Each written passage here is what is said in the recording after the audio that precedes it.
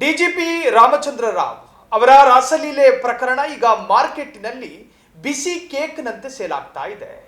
ಇನ್ನು ಭದ್ರತೆಯ ಭಾವನೆ ಮೂಡಿಸಬೇಕಿದ್ದಂತಹ ಪೊಲೀಸ್ ಅಧಿಕಾರಿ ತ್ರಿವರ್ಣ ಧ್ವಜ, ಪೊಲೀಸ್ ಧ್ವಜ, ಸರ್ಕಾರಿ ಕಚೇರಿಯಲ್ಲೇ ಕೂತು ಒಬ್ಬ ಪೋಲಿ ಆಟಗಳನ್ನು ತೋರ್ಪಡಿಸಿದ್ದು ಇಡೀ ಪೊಲೀಸ್ ಇಲಾಖೆಯನ್ನೇ ತಲೆ ತಗ್ಗಿಸುವಂತೆ ಮಾಡಿದೆ. ಹಾಗಾದ್ರೆ ಯಾರು ಈ ರಾಮಚಂದ್ರ?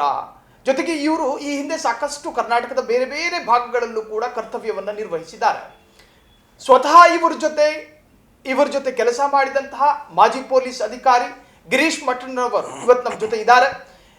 ಈ ಒಂದು ರಾಮಚಂದ್ರರ ಈ ಸೆಕ್ಸ್ ಜಗತ್ತು ಕೇವಲ ಮೊನ್ನೆ ವೈರಲ್ ಆದಂತಹ ವಿಡಿಯೋದಕ್ಕೆ ಮಾತ್ರ ಸೀಮಿತ ಆಗಲಿಲ್ಲ. ಇವರ ಕಾಮ ಪ್ರಪಂಚದ ಅನೇಕ ವಿಚಾರಗಳು, ಜೊತೆಗೆ ಈ ಹಿಂದೆ ಇವರ ವಿರುದ್ಧ ಕೇಳಿ ಬಂದಂತಹ ಸಾಕಷ್ಟು ಆರೋಪಗಳು. ಸ್ವತಃ ಗಿರೀಶ್ ಮಠಣ್ಣವರ ಜೊತೆ ಮಾತನಾಡಿಸ್ತಾ ಹೋಗ್ತೀನಿ. ಸರ್ ನಮಸ್ಕಾರ. ನಮಸ್ತೆ ಸರ್. ಸರ್, ಈ ಪೊಲೀಸರ ಈ ಸೆಕ್ಸ್ ಸ್ಕ್ಯಾಂಡಲ್ ಅಥವಾ ಈ ತರಹದ ರಾಸಲೀಲೆ ಇದು ಹೊಸತೇನಲ್ಲ, ಆಶ್ಚರ್ಯ ಪಡಬೇಕಾದಂತ ದೊಡ್ಡ ಮ್ಯಾಟ್ರ್ ಏನಲ್ಲ. ಈ ಹಿಂದೆಯೂ ಕೂಡ ಸಾಕಷ್ಟು ಪೊಲೀಸರ ಈ ತರಹದ ವಿಡಿಯೋಗಳು ಬಂದಿದ್ದಾವೆ. ಪ್ರಥಮವಾಗಿ ನಿನ್ನೆ ದಿನ ನೀವು ಈ ವಿಡಿಯೋವನ್ನು ನೋಡಿದಾಗ ಈ ಹಿಂದೆ ಇವ್ರ ಜೊತೆ ಕೆಲಸ ಮಾಡಿದ್ದೀರಿ, ಏನ್ ಅನ್ನಿಸ್ತು ಸರ್? ಇವ್ರ ಜೊತೆಗೆ ಅನ್ನೋಕ್ಕಿಂತ ಇವರ ಕಿರಿಯ ಅಧಿಕಾರಿಯಾಗಿ ನಾನು ಕೆಲಸ ಮಾಡಿದ್ದು ಕಲಬುರಗಿಯಲ್ಲಿ 2003. ನನಗೆ ಇದು ಹೊಸದೇನೋ ಅನ್ನಿಸ್ಲಿಲ್ಲ ಅವ್ರ ಬಗ್ಗೆ. ಆನಂತರ ಆ ಕುರಿತಾಗಿ ನಾನು ಯಾಕೆ ತಕ್ಷಣಕ್ಕೆ ನಾನು ಇಲ್ಲಿ ತಮ್ಮ ಜೊತೆಗೆ ಮಾತಾಡ್ತಾ ಇದ್ದೀನಿ ಅಂತ ಹೇಳಿದರೆ, ಈ DGP ರಾಮಚಂದ್ರ ರಾವ್ ಈಗ ಅವಾಗ ನಮಗೆ SP ಆಗಿದ್ದರು. ಇವರಿಂದ ಅತಿ ಹೆಚ್ಚು ಕಿರುಕುಳ ಅನುಭವಿಸದಂತಹ ಒಬ್ಬ ಅಧಿಕಾರಿ ಯಾರಾದರೂ ಇದ್ದರೆ ಅದು ನಾನು. 2003. ನಿನ್ನೆ ಏನು ಮೊನ್ನೆ ವೈರಲ್ ಆಗ್ತಾ ಇದೆಯಲ್ಲ, ಅದು ಈಗಿನ ಲೇಟೆಸ್ಟ್ ಅಪ್ಡೇಟ್. ಅದು ವಿಡಿಯೋ ಇಟ್ಕೊಳ್ಳೋ ಟೆಕ್ನಾಲಜಿ ಅವಾಗ ಇದ್ದಿದ್ದಿಲ್ಲ, ಈಗ ಬಂದಿದೆ. From the last 5 years 7 years, may be maximum 10 years. ನಾನು ಹೇಳ್ತಾ ಇರೋದು 22 ವರ್ಷದ ಹಿಂದಿನ ಘಟನೆಗಳೆಲ್ಲ. ಕಲಬುರಗಿಯಲ್ಲಿನೂ ಕೂಡ ಇದೇ, ಅವರು SP ಆದಾಗೂ ಕೂಡ ಇದೇ ವ್ಯವಸ್ಥೆನೇ ಇತ್ತು. ಅಂದರೆ ಅಲ್ಲಿ ನೀವು ಅದು ವಿಡಿಯೋದಲ್ಲಿದೆಯಲ್ಲ, ಅವ್ರು ಯಾರು ಕೂಡ ಹೊರಗಡೆ ಇರುವಂತಕ್ಕಿಂತ ಬಂದಂಥವ್ರಲ್ಲ, ಇಲಾಖೆಯಲ್ಲಿನೇ ಇರತಕ್ಕಂಥ ಹೆಣ್ಮಕ್ಕಳು. ಕಲಬುರಗಿಯಲ್ಲಿನೂ ಕೂಡ ಅಷ್ಟೇ, ಒಬ್ಬರು ಚೆನ್ನಾಗಿರೋ ಕಾನ್ಸ್ಟೇಬಲ್ ಸಿಕ್ಕರು ಕೂಡ ಸಾಕು, ಅವ್ರಿಗೆ ಚೇಂಬರಿಗೆ ಹೋಗಿ ಬರಬೇಕು, ಅವ್ರು ಸೇವೆ ಮಾಡಿ ಬರಬೇಕು. ಆ ನಂತರ ನೋಡಿ, ಒಂದು ಹೇಳೋದು ನಾನು, ಅಫೇರ್ಸ್ಗಳು ಇರೋದು ಸಾಮಾನ್ಯ.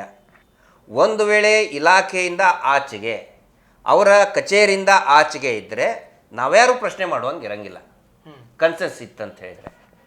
ಆದರೆ ಇವ್ರದ್ದು ಬರೀ ಒಂದು ಮುಖ ಇಷ್ಟೇ ರಿವೀಲ್ ಆಗಿದೆ. ಇನ್ನೊಂದು ಮುಖ ಇವರ ಕಿರಿಯ ಅಧಿಕಾರಿಗಳಿಗೆ ಇವರು ಕೊಟ್ಟಂತಹ ಕಿರುಕುಳ ಎಷ್ಟು ಇದೆ ಅಂತ ಹೇಳಿದರೆ, ನನ್ನ ಜಾಗದಲ್ಲಿ ಬೇರೆ ಯಾರೇ ಆಗಿದ್ರು ಕೂಡ ಖಂಡಿತ ಸುಸೈಡ್ ಮಾಡ್ಕೊತಿದ್ರು. ಅದು ಎದಕ್ಕೆ?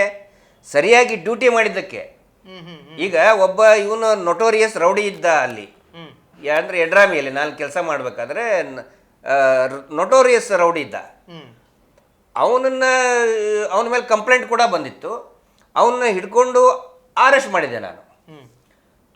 ಅವನು ಬಹಳಷ್ಟು ಪ್ರಭಾವಿ ಇದ್ದಿದ್ದ ಕಾರಣಕ್ಕೋಸ್ಕರ ಅವನ ಪರವಾಗಿ ಒಂದು 5-6 ಜನ ಹೋಗಿ SP ಅವ್ರ ಹತ್ರ, ಇದೇ ರಾಮಚಂದ್ರ ರಾವ್ ಸಾಹೇಬ್ರ ಹತ್ರ ಹೋಗಿ ನನ್ನ ವಿರುದ್ಧನೇ ಅಲಿಗೇಷನ್ ಮಾಡಿದ್ರು. ಅದು ಸಹಜ. ಒಬ್ಬ ಪೊಲೀಸ್ ಆಫೀಸರು ಒಬ್ಬ ನೊಟೋರಿಯಸ್ ಒಬ್ಬ ಪ್ರಭಾವಿಯನ್ನು ಅರೆಸ್ಟ್ ಮಾಡ್ತಾನೆ ಅಂತ ಹೇಳಿದರೆ ಅವ್ರ ಕಡೆನೂ ಕೂಡ ಲಾಬಿ ಮಾಡೋಕ್ಕೆ ಶುರು ಮಾಡ್ತಾರೆ. ನನ್ನ ಕಿವಿಯಲ್ಲಿ ಈಗಲೂ ಕೂಡ ಅದು ಇವರು ರಾಮಚಂದ್ರ ರಾವ್ ಸಾಹೇಬ್ರು ಇವ್ರು ಹೇಳಿದ್ದು ನನ್ನ ಕಿವಿಯಲ್ಲಿ ಇನ್ನೂ ಕೂಡ ಸುತ್ತಾ ಇದೆ. ಅವರು SP ಚೇಂಬರಿಗೆ ಹೋಗಿ ಅಂತ ಹೇಳಿದರೆ, ಆ ರೌಡಿಗಳ ಪ್ರಭಾವಿಗಳ ಕಡೆಯವರು ಇದೇ SP ರಾಮಚಂದ್ರ ರಾವ್ ಸಾಹೇಬ್ರು ಚೇಂಬರಿಗೆ ಹೋಗಿ ನನ್ನ ಮೇಲೆ ಅಲಿಗೇಷನ್ ಮಾಡ್ತಾರೆ. ಅದನ್ನು ಕ್ರಾಸ್ ವೆರಿಫೈ ಕೂಡ ಮಾಡಲ್ಲ. ನನಗೆ ಹೇಳ್ತಾರೆ, ಏನ್ರಿ ಗಿರೀಶ್, ನೀವು ಸ್ವಲ್ಪನೂ ಮಾನವೀಯತೆ ಇಲ್ಲಲ್ರಿ, ಅಷ್ಟೊಂದು ಹೊಡೆದಿದ್ದೀರಲ್ರಿ. ಹೊಡೆದಿದ್ದೆ. ಯಾಕಂತ ಹೇಳಿದ್ರೆ ಅವನು ಹೇಳಿದ್ದ, ನಿಂದು ಮತ್ತು ನಿನ್ನ PSI ಇದ್ದು, ಅಂದರೆ ನನ್ನ ಕಾನ್ಸ್ಟೇಬಲ್ಗೆ ಹೇಳಿದ್ದವನು. ನಾನು ಕರ್ಕೊಂಡು ಬರೋಕ್ಕೆ ಹೇಳಿದ್ದೆ ಅವನಿಗೆ, ಅವನ ಮೇಲೆ ಕಂಪ್ಲೇಂಟ್ ಇದೆ, ಕರ್ಕೊಂಡು ಬಾ ಅಂತ ಹೇಳಿ. ಆವಾಗ ನಮ್ಮ ಕಾನ್ಸ್ಟೇಬಲ್ಗೆ ಅವನೇನು ಹೇಳಿದ್ದ, ನಿನ್ನ PSI ಇದ್ದು ಸ್ಟಾರ್ ಬಿಚ್ಚಿಸ್ತೀನಿ ಅಂತಂದಿದ್ದ. ನಮಗೆ ಹೆಮ್ಮೆ ಸರ್, ಅದು ಯೂನಿಫಾರ್ಮು ಅದರಲ್ಲಿ ಸ್ಟಾರ್ ಅಂತಂದ್ರೆ ನಮ್ಗೆ we are very proud of that. ನಿನ್ನ ಅಮೀನ್ ಸಾಬ್ ಅಂತ ಹೇಳಿದ್ರೆ ನಮ್ಮ ಗುಲ್ಬರ್ಗ ಕಡೆ ನಮ್ಗೆ ಅಮೀನ್ ಸಾಬ್ ಅಂತಾರೆ, PSIಗೆ ಅಮೀನ್ ಸಾಬ್ ಅಂತಾರೆ. ನಿಮ್ಮ ಅಮೀನ್ ಸಾಬನ್ ಸ್ಟಾರ್ ಬಿಚ್ಚಿಸ್ತೇನೆ, ನಾನು ಹಿಡ್ಕೊಂಡು ಹೋಗ್ರಿ ನೋಡೋಣ ಅಂತಂದಿದ್ದ. ಪೊಲೀಸರಿಗೆ ಧಮಕಿ ಕೊಟ್ಟಿದ್ದ. ನಾನೇನು ಮಾಡಿದ್ದೆ, ಸೀದಾ ನಾನೇ ಜೀಪ್ ತಗೊಂಡು ಹೋಗಿ ಹಿಗ್ಗ ಮುಗ್ಗ ಜಾಡಿಸಿ ಅವ್ನಿಗೆ ಹೊಡೆದ್ಕೊಂಡು ಎಲ್ಲರೂ ನೋಡು ಹಂಗೆ ಹೊಡೆದಿದ್ದೆ ಅವನಿಗೆ. ಅವನ ಮೇಲೆ ಕೇಸ್ ಇದೆ, ಅವನ ಮೇಲೆ ಇದನ್ನಿದೆ, ರೌಡಿ ಶೀಟರ್, ಅವನು ಥರ್ಡ್ ರೇಟ್ ಕ್ರಿಮಿನಲ್ಲು. ಅವನು ಹೊಡ್ಕೊಂಡು ಬಂದು ಸ್ಟೇಷನಿಗೆ ಕರ್ಕೊಂಡು ಬಂದು ಅವನ ಮೇಲೆ ಕೇಸ್ ರಿಜಿಸ್ಟರ್ ಮಾಡಿ ಜುಡಿಷಿಯಲ್ ಕಸ್ಟಡಿಗೆ ಕೊಟ್ಟಿದ್ದೆ ಅವನಿಗೆ. ಅಂಥವನ ಪರವಾಗಿ ರಾಮಚಂದ್ರ ಸಾಹೇಬ್ರು ನಿಮ್ಗೇನ್ರಿ ಗೊತ್ತಾಗಲ್ಲೇನ್ರಿ ನಿಮಗೆ ಅದು ಇದು ಅಂತ ಹೇಳಿದ್ರು. ನಾನಂತೆ ನೋಡಿ ಸರ್, ಅಲೋಕ್ ಕುಮಾರ್ ಸಾಹೇಬ್ ಇದೇ ಮಾತಂತ ಇದೆ ಸರ್. ಅಲೋಕ್ ಕುಮಾರ್ ಸಾಹೇಬ್ರು ಇದ್ದಾಗ ನನಗೆ ರಿವಾರ್ಡ್ ಕೊಟ್ಟಿದ್ದಾರೆ, ಅದಕ್ಕಿಂತ ಬಿಫೋರ್ ಅಲೋಕ್ ಕುಮಾರ್ ಸಾಹೇಬ್ರಿದ್ರು. ಓಕೆ, ಕೇಳಿ ಸರ್, ಬೇಕಿದ್ರೆ ನಂದು ಟ್ರ್ಯಾಕ್ ರೆಕಾರ್ಡ್ ತೊಗೊಂಡು ನನ್ನ ಸರ್ವಿಸ್ ರೆಕಾರ್ಡ್ ನೋಡಿ ಸರ್ ಅಂತ ಹೇಳಿದ್ಕೊಳ್ಳೆ, ಇಲ್ಲ ರೀ ನೀವು ಭಾಳ ಇದನ್ನು ಮಾಡ್ತಾ ಇದ್ರಿ ನೀವು ಅಂತ ಹೇಳ್ಕೊಂಡು ತಕ್ಕನೆ ಫೋನ್ ಇಟ್ಟರು. ಇಮಿಡಿಯೇಟಾಗಿ ಟ್ರಾನ್ಸ್ಫರ್ ಮಾಡಿದರು. ಮಾಡೋದು ಅವ್ರ ರೈಟ್ಸು. ರಾತ್ರೋರಾತ್ರಿ ಆಕ್ಸಿಡೆಂಟ್ ಆಗಿದೆ, ನಾನು ಹೋಗೋ ಟೈಮಿಗೆ ಟ್ರಾನ್ಸ್ಫರ್ ಆಗಿದ ತಕ್ಷಣ ಅಲ್ಲಿ ಒಂದು ಆಕ್ಸಿಡೆಂಟ್ ಆಯಿತು, ಡೆಡ್ ಬಾಡಿ ಬಿದ್ದಿದೆ, ಎಲ್ಲ ತೆಗೆದಿಡ್ತಾ ಇದ್ದೇನೆ, ಆದರೂ ಕೇಳ್ತಾ ಇಲ್ಲ. ಇಮಿಡಿಯೇಟಾಗಿ ಟ್ರಾನ್ಸ್ಫರ್ ಆಯಿತು. ನಡು ರಾತ್ರಿ ಹೋಗಿ ನರವಣದಲ್ಲಿ ಚಾರ್ಜ್ ತೊಗೊಂಡೆ. ಚಾರ್ಜ್ ತೊಗೊಂಡ ತಕ್ಷಣ ಇಮ್ಮಿಡಿಯೇಟಾಗಿ ಚಾರ್ಜ್ ಯಾಕೆ ನೀವು ಸ್ಟೇಷನ್ನಲ್ಲಿ ಆರ್ಮ್ಸ್ ಸರಿಯಾಗಿ ಇಟ್ಟಿಲ್ಲ. ಅದು ಚೇಂಬರಲ್ಲಿ ಯಾವಾಗ ಒಂದು ವರ್ಷದ ಹಿಂದೆ ಒಬ್ಬನು ಆ ಬ್ಯಾಟಿ ಕೊಟ್ಟು ಕುರಿ ರಕ್ತಾನೆ ಅದರೊಳಗಡೆ ಹಾಕ್ಬಿದ್ದ, ಅದು ಜಂಗ್ ತಿಂದಿತ್ತು. ನಾನು ಹೋಗಿ ಇನ್ನೂ ಒಂದು ದಿನ ಆಗಿಲ್ಲ ಸರ್, ಇನ್ನೂ ಎಲ್ಲ ಫೈಲು ನೋಡಿಲ್ಲ. ಇದೇ ರಾಮಚಂದ್ರ ರಾವ್ ಅವರ ಒಂದು ಅಂದರೆ SP ಅವ್ರದ್ದು ಒಂದು ಟೀಮ್ ಇರ್ತದೆ, DSP ಅಂದರೆ ಆರ್ಮ್ಸ್ DR ಟೀಮ್ ಇರ್ತದೆ. ಅವರು ಬಂದು ಚೆಕ್ ಮಾಡಿದ್ರು, ಬ್ಯಾರಲಲ್ಲಿ ಬ್ಲಡ್ ತುಂಬಿಕೊಂಡು ಗಟ್ಟಿಯಾಗಿದೆ. ನನಗೊಂದು ಚಾರ್ಜ್ ಮೆಮೊ ಕೊಟ್ಟರು. ಒಂದನೇ ದಿನ ಅಂದರೆ ಹೊಸ ಸ್ಟೇಷನ್ಗೆ ಹೋಗಿ ಒಂದನೇ ದಿನ. ಎರಡನೇ ದಿನ DSB ಸೆಕ್ಷನ್ ಅಂತ ಇರ್ತದೆ. ಅವರು ಒಂದು ನನ್ನ ಜ್ಯೂರಿಸ್ಡಿಕ್ಷನ್ ಯಾವುದೋ ಒಂದು ಮೂಲೆ ಹಳ್ಳಿಯಲ್ಲಿ ಹೋಗಿ ಮಟ್ಕ ರೇಡ್ ಮಾಡಿ ನೀವು ನಿಮ್ಮ ಠಾಣಾ ವ್ಯಾಪ್ತಿಯಲ್ಲಿ ಜೂಜನ್ನು ಕಂಟ್ರೋಲ್ ಮಾಡಿಲ್ಲ ಅಂತೇಳಿ ಇನ್ನೊಂದು ಚಾರ್ಜ್ ಮೆಮೊ ಕೊಟ್ಟರು. ಎರಡನೇ ದಿನನೇ, ಜಸ್ಟ್ ಸೆಕೆಂಡ್ ಡೇ. ಹಿಂದೆ ಅಲೋಕ್ ಕುಮಾರ್ ಸಾಹೇಬ್ರಿದ್ದಾಗ ನನಗೆ ರಿವಾರ್ಡ್ ಸಿಕ್ಕಿದೆ. ನನ್ನ ಜ್ಯೂರಿಸ್ಡಿಕ್ಷನ್ನಲ್ಲಿ ಎಲ್ಲೂ ಕೂಡ ನಾನು ಜೂಜು ಮಟ್ಕ ನಡೆಸಿಲ್ಲ ಅಂತೇಳಿ ನನಗೆ ರಿವಾರ್ಡ್ ಕೊಟ್ಟಿದ್ದಾರೆ. ಬಂದು ಎರಡನೇ ದಿನಕ್ಕೆ ಇನ್ನೂ ಎಲ್ಲ ಫೈಲ್ ನೋಡೋಕ್ಕೆ ಸರ್ ಒಂದು ತಿಂಗಳು ಬೇಕು. ಅಲ್ಲ, ನಿಮ್ಮ ಸುತ್ತಾನೆ ಆಗ್ತಿರುತ್ತೆ. ಯಾಕಂತ ಹೇಳಿದರೆ ಆ ಗೆಡ್ರಾಮಿಯಲ್ಲಿ ನಾನು ಮಿನಿಸ್ಟ್ರಿಗೆ ಸಾರಿ ಕೇಳಲಿಲ್ಲ, ಶರಣಾಗಲಿಲ್ಲ. ಅವಾಗ ಅವನಿಗೆ ಇದನ್ನು ಮಾಡಿದ್ವಲ್ಲ, ಅವಾಗ ಎಲ್ಲಿ ತಪ್ಪಾಯ್ತು ಅಂತ ಕೇಳು ಅಂತ ನನ್ನ ಗಂಟು ಬಿದ್ದರು. ಎಲ್ಲರೂ ಗಂಟು ಬಿದ್ದರು. ಪೊಲಿಟಿಕಲ್ ಲೀಡರ್ಸು, ನನ್ನ ಸೀನಿಯರ್ಸು ಎಲ್ಲರೂ ಗಂಟು ಬಿದ್ದರು. ಒಂದು ಸರಿ ಸಾರಿ ಕೇಳಿಬಿಡಿ ಅಂತೇಳಿ. ಅದ್ರ ಮುಂದಾಳತ್ವ ವಹಿಸಿದ್ದು ಇದೇ ರಾಮಚಂದ್ರ ಅವರು. ಎಲ್ಲರಿಗೂ ಹೇಳಿ ಕಳಿಸ್ತಾ ಇದ್ದಾರೆ, ಮಟ್ಟಣ್ಣವ್ರಿಗೆ ಸಾರಿ ಕೇಳಿಸ್. ನಾನು ಕೇಳಲಿಲ್ಲ. ಯಾರಿಗೆ? ಧರ್ಮ್ ಸಿಂಗ್ ಅವ್ರಿಗೆ ಕೇಳಬೇಕು ಅಂತ.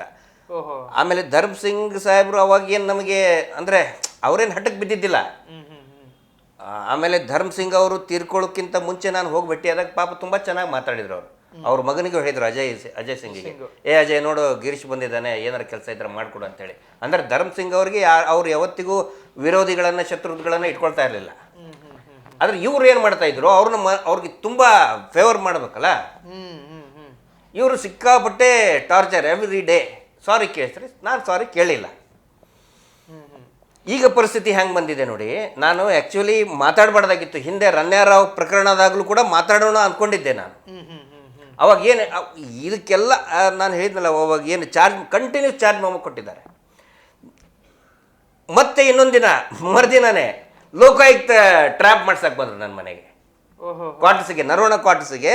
ಲೋಕಾಯುಕ್ತರದ್ದು ಫುಲ್ ಜೀಪ್ ಕಳಿಸಿ ದುಡ್ಡು ಯಾನ್ಯಾವನೋ ಒಬ್ಬೊಂದು ಕಡೆ ಅಂತ ದುಡ್ಡು ಹಿಂಗೆ ನೋಟಿನ ಬಂಡ್ಲು ಇಡಿಸಿ ನಾನು ಮುಟ್ಟಬೇಕು, ಟ್ರ್ಯಾಪ್ ಮಾಡಬೇಕು. ನಾನು ಇವರೇ ರಾಮಚಂದ್ರ. ಕ್ಷಣ ಕ್ಷಣದ ಸುದ್ದಿಗಳಿಗಾಗಿ ಫ್ರೀಡಂ ಟಿವಿ ಸಬ್ಸ್ಕ್ರೈಬ್ ಮಾಡಿ, ಲೈಕ್ ಮಾಡಿ ಹಾಗೂ ಫಾಲೋ ಮಾಡಿ. ಹೊಸ ಸುದ್ದಿಗಳ ನೋಟಿಫಿಕೇಶನ್ಗಾಗಿ ಬೆಲ್ ಐಕಾನ್ ಮೇಲೆ ಕ್ಲಿಕ್ ಮಾಡಿ.